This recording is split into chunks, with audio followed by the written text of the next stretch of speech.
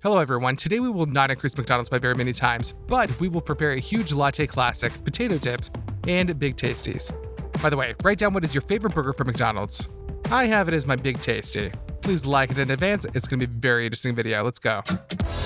Without the beautiful packaging, McDonald's is not McDonald's. So let's repeat the packaging, but on a huge scale.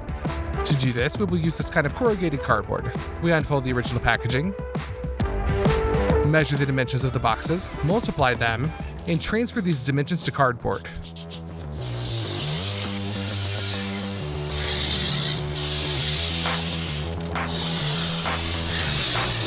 Wherever necessary, we cut them out.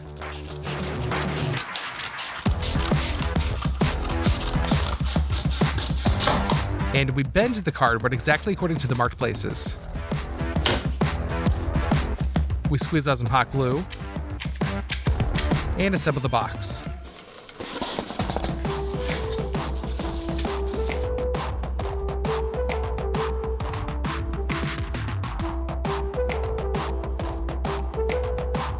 Now our Big Tasty box is ready. We also make a box for the fries.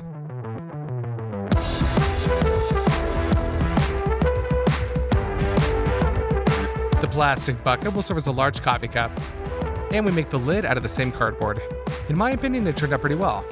We arm ourselves with paints, and first of all, we paint a plastic bucket from a spray can in yellow.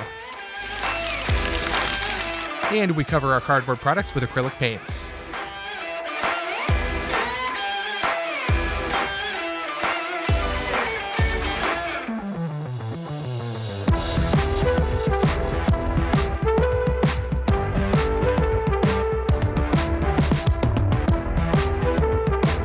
We put the painted lid on the already yellow bucket. We paste the inscription, and it turns out very similar to the glass from McDonald's. Here is such a box that turned out for the fries, and here is what we got for the Big Tasty. By the way, we made it according to the old box design. Maybe from the outside it seems that all of this is not so difficult, but it took us 15 hours to make all these boxes. The first thing we're going to do is make the French fries. This is the same French fries, but only in a different shape. So we need a bag of potatoes. We open it up.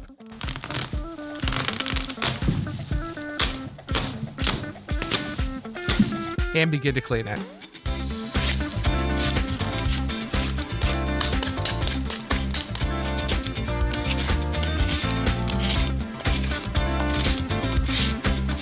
The peeled potatoes are dumped into a basin. And the same thing a few more times. Now we're left with a full basin of peeled potatoes, but it's dirty. Therefore, we pour them into the sink and fill it with water. We wash the dirt off of each potato and remove all the eyes that we missed the first time.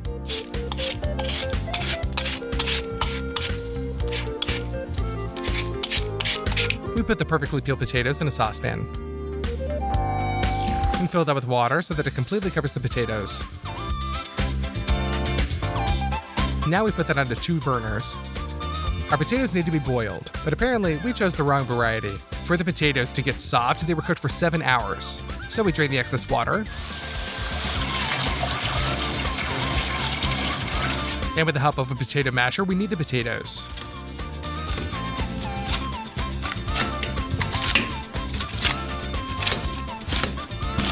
When the masses become more or less homogeneous, we add quite a lot of salt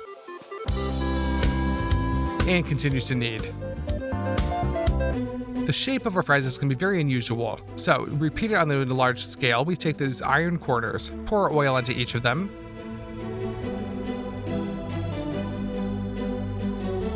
and smear that all around with a brush. And now we take our mashed potatoes and put them into the molds.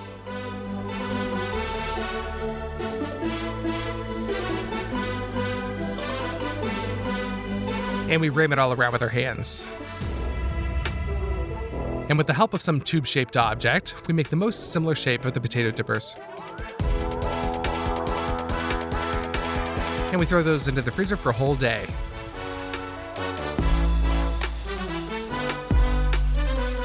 In the meantime, we'll make a giant coffee. For this, we need 14 liters of milk. We open the bottles and pour them into a large saucepan.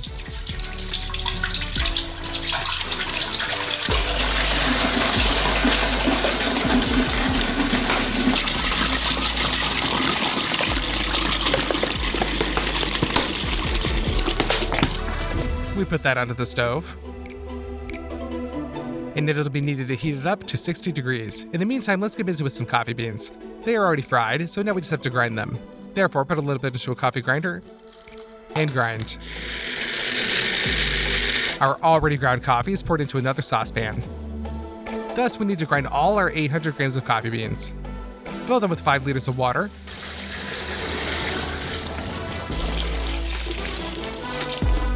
Mix. And throw all that onto the stove. We pour a lot of sugar into our huge espresso. And mix it again. The milk is already hot. Therefore, we scoop it and pour it into a blender. Close and beat the hot milk really well. After this procedure, the milk will turn into a foam. We send the foam into a large glass. And so we pass all the hot milk through the blender the same way.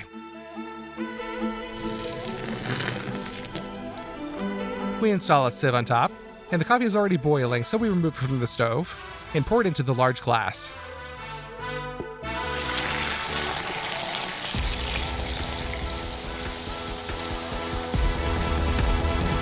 That's our giant latte that's ready. Very similar to what they sell at McDonald's. Now let's make a giant Big Tasty. It consists of the Big Tasty sauce, tomatoes, lettuce, onions, cutlets, cheese, and of course buns. We'll start with them. Pour some water into a bowl. Add some dry yeast, salt, sugar, oil, and of course flour. We knead all this together and also add the flour until the dough stops sticking to your hands. We put this onto a baking tray. We bake 1 egg into a bowl and pour in a little milk. Mix that up. And when the dough is risen, we lubricate it with this mixture. Now we sprinkle some sesame seeds on top and into the oven at 200 degrees. Looking ahead, I will say that this test was not enough. We made a double portion and baked a bun like this from it. We released it from the foil and cut it in half.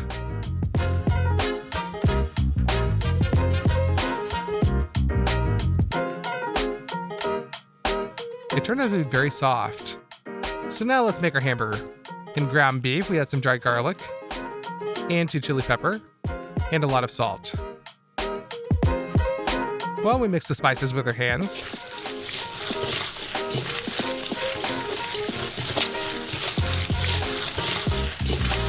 But there is very little fat in this minced meat, and the cutlet will be 100% dry. A piece of lard will help fix all of this. We cut off the unnecessary skin and cut the frozen fat into plates.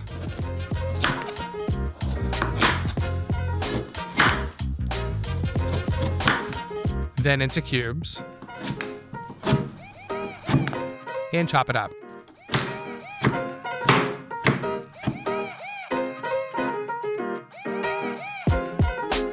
That's it. We send the cubes of lard into the minced meat.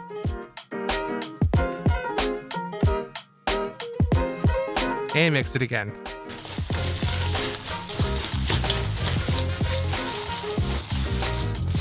Now the cutlet will be very juicy. We transfer all the minced meat to the parchment.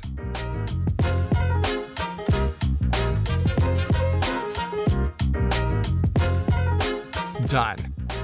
Now we're going to grill it, so therefore we kindle it.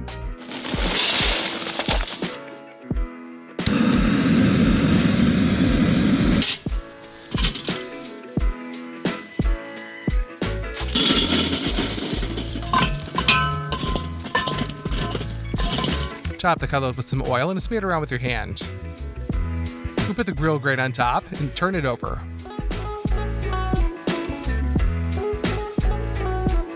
We send the cutlet on to fry.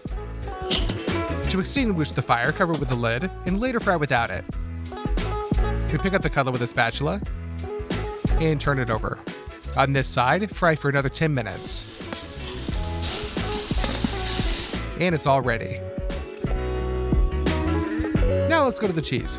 We will use some Emmental for the taste and mozzarella so that it melts well. Cut the cheese into smaller pieces.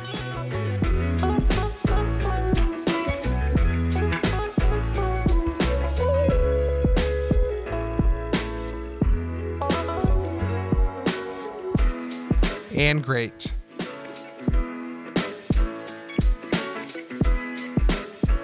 All the cheese is then thoroughly mixed together. Divide into half and pour into 2 pots.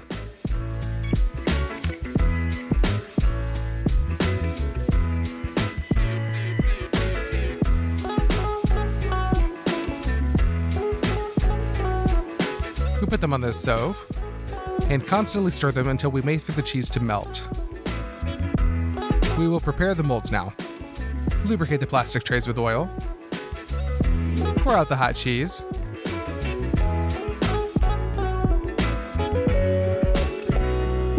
And distribute it according to the shape.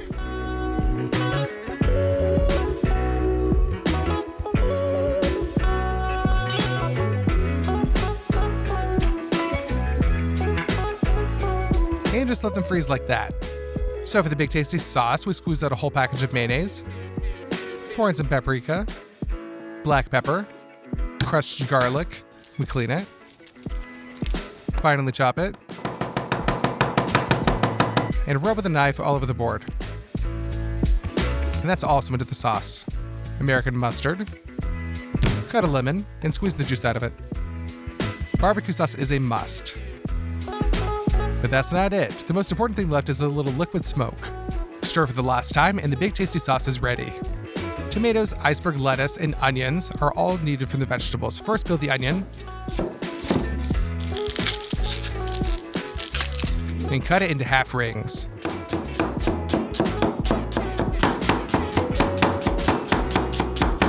This time the onion was very spicy. Got the tomatoes.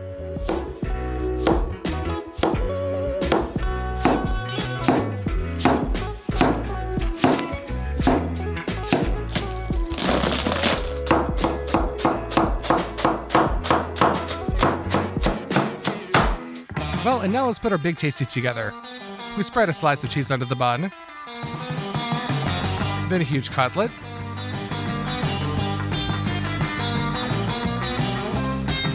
another slice of cheese, put on the tomatoes,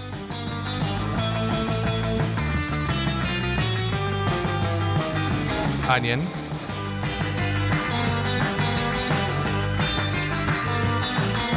iceberg lettuce, pour all the sauce out on top.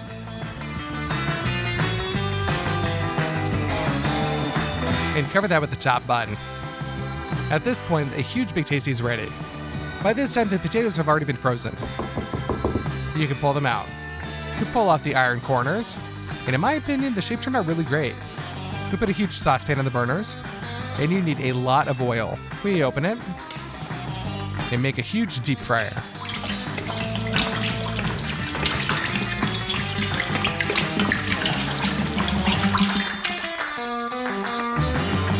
We lower our potato dippers into the hot oil.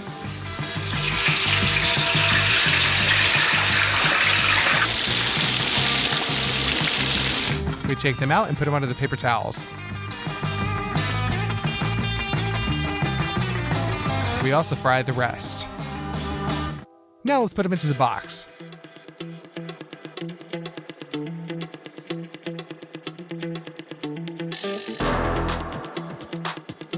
There we go, we've prepared our giant McDonald's menu.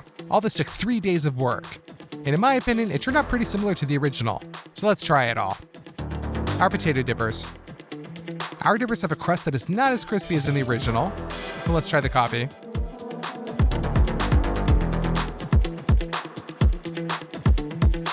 The coffee is delicious, very similar to a Mac latte.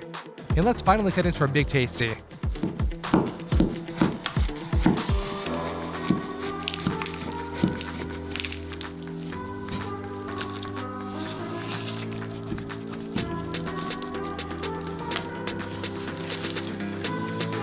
Hey everybody! Today we decided to cook a giant Skittle. Let's open the packet and see what it's made of. Inside there are a bunch of small candies. If we crush them, it becomes clear that there is a candy coating around a soft, chewy inside. Now let's buy everything we need to cook a giant Skittles. First up, you'll need a lot of sugar, a box of oil.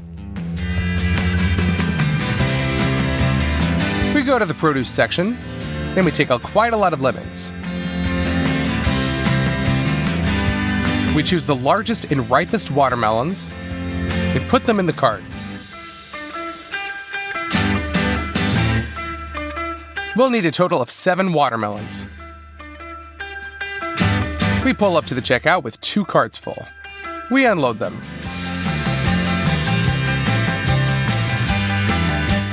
Our check came out to $162. In addition to this, we bought another 30 kilograms of glucose syrup. To make it easier to work with, we'll pour it into a large saucepan.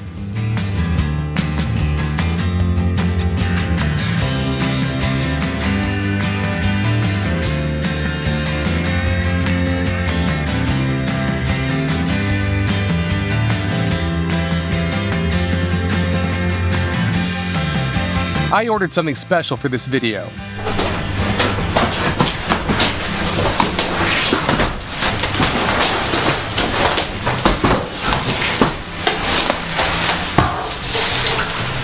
These are semicircles made out of acrylic. They will serve as our huge Skittles mold. We fill the mold with oil and smear it around with a brush.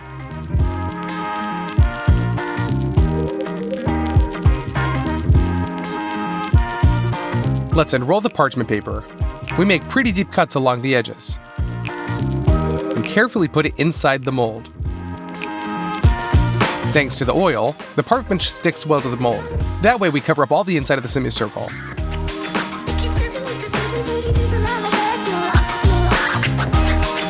Done! It turned out great. Now we put the saucepan on the scales. We put 150 grams of glucose syrup into it. And pour 350 grams of sugar into that. Now we pour in 100 milliliters of water. We put all this on the stove and cook the syrup. Be sure to use a thermometer. We need to wait until the temperature reaches 147 degrees Celsius. Done. Now let's squeeze a little purple food dye into a teaspoon and mix it into our candy coating. The acrylic molds don't really like changes in temperature, so to heat them up, we'll turn on really hot water and fill a bath. We lower the mold into the water, and only now do we pour in the candy coating. Yes, we'll be filling the mold for a long time, so we decided to make a double portion. So we'll be doing 2 equal saucepans at once. Put it on the stove. We cook up the mixture and add in the food coloring.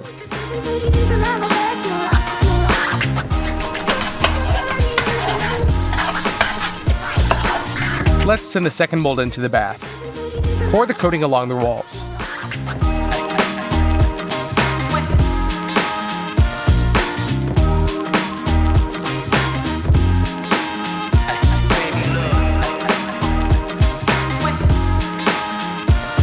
Well, we cooked and molded the coating for 7 hours. At some point, it began to set crookedly. I had to gradually cover everything up. We returned the molds to the studio.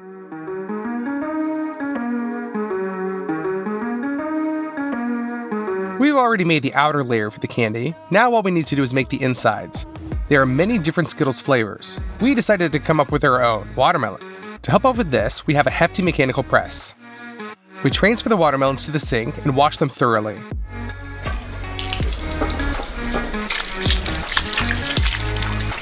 We put the clean watermelons in a huge bowl.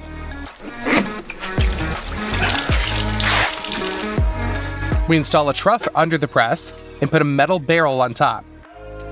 We take a watermelon, cut off the end, and then do the same to the other side. We prop it up vertically and remove the entirety of the green peel.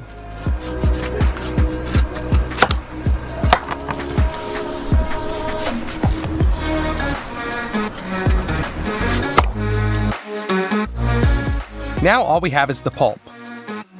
We throw it into the barrel. Cover the top of the metal disc. Take another watermelon and clean it the same way.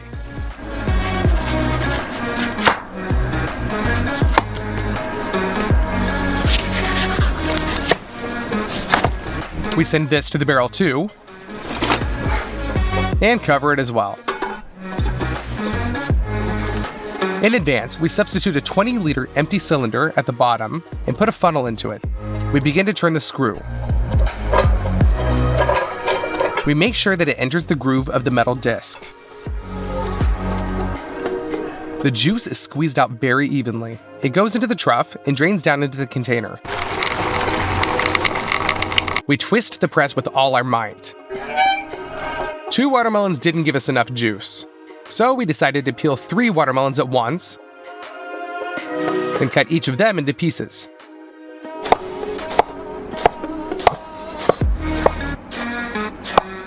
We load them into the barrel and covering them with metal discs. Squeeze out the juice. We clean another watermelon. Squeeze the juice out of it too. Now we have almost a full container. But I want my Skittles to be sour. Let's squeeze the juice out of the lemons as well. First, we roll them with our hands on the table to loosen up the insides. Then we cut and squeeze the juice using our hands.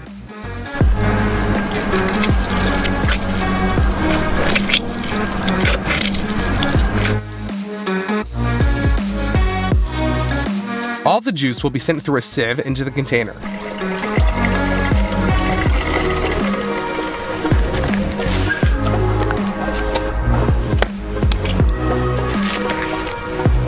By the time we get to the studio, the juice has separated, and the red part was at the bottom.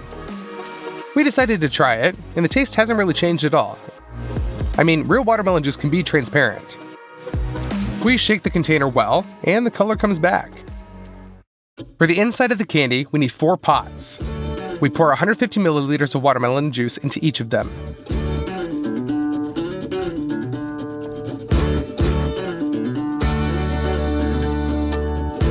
Then 200 grams of glucose syrup,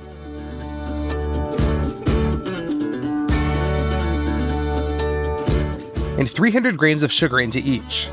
We put all this onto the stove. Be sure to put a thermometer in one of the pots. The candy is boiling and you can't touch it at all. Just wait until it reaches 123 degrees. Open the butter.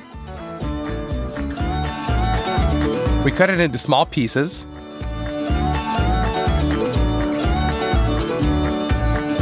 And one by one, send it into the pots, along with a teaspoon of white dye. Now we mix it up. The candy is ready. Just have to pour it into the molds.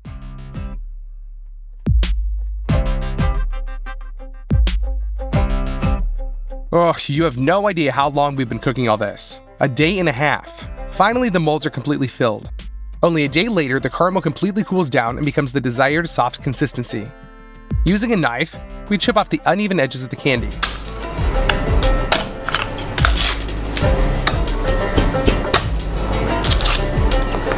One half is covered with parchment. We put a board on top and turn it over.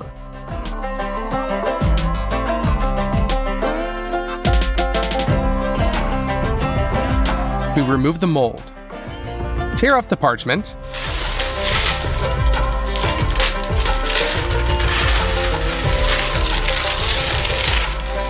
And turn over a candy half. The same should be done with the second one. Now, the most dangerous thing is to attach the 2 halves to each other. Then the worst thing imaginable happened. One half slipped and we heard a crunch, which really scared us. We were trying to connect the 2 halves. So we tear off the parchment and see the candy coating has split. We were really upset. Well, what can you do? We tried to at least save the filling.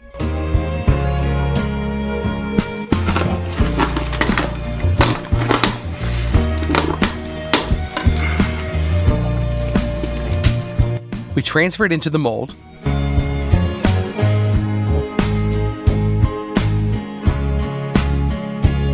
We'll have to redo the candy coating, but this time we'll do it differently. Again, we cover the mold with parchment. In the middle, we put a ring pasted with parchment.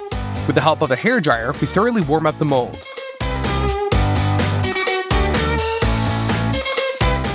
We cooked the purple coating again, but something really scary happened here.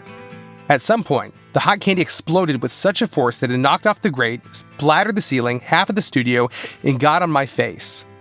With serious burns and eye injuries, I was taken to the hospital by ambulance. If you want to see how my face looks now, then follow the link in the description to my Instagram. I should say right away, this isn't for the faint of heart.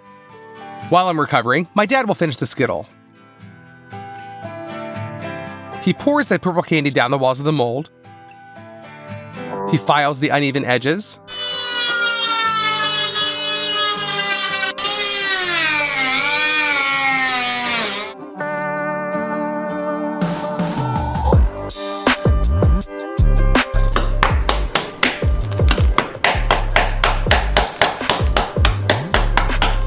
And turns it over to empty the mold.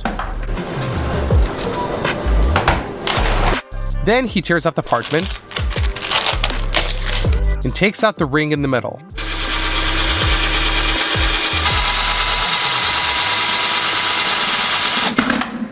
The edges of the lower half are now coated with the hot candy mixture.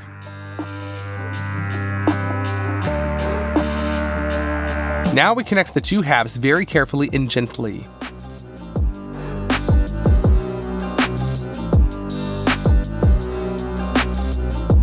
Once again, we go around, connecting them at the crease.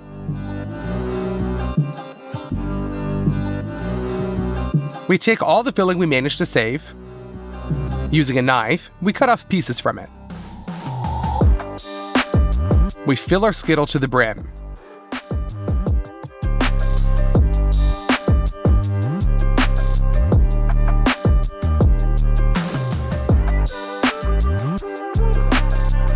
And close it off from above. The joint is filled with the mixture. We just cut off the excess with a knife. Using a burner, we warm up our Skittle from the outside to melt small chips and sugary crumbs. On a piece of parchment, we draw the S logo. Now we melt white chocolate in a steam bath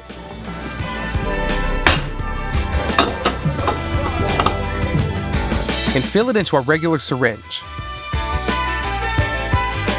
With its help, we first draw the outline of the letter, then fill in the inside.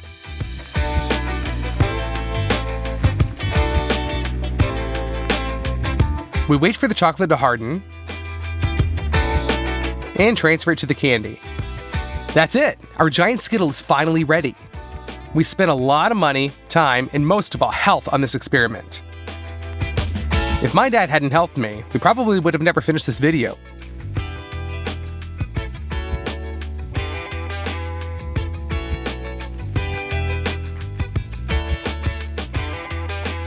Our Skittle weighs in at 78 kilograms. Let's smash it. We'll try both parts at once, the candy coating and the filling. That's a really nice candy. Just as sweet as the original. And it has a nice watermelon aftertaste. If this video gets 250,000 likes, then we'll figure out a new way to surprise you. Subscribe to our channel, and we'll see you guys soon.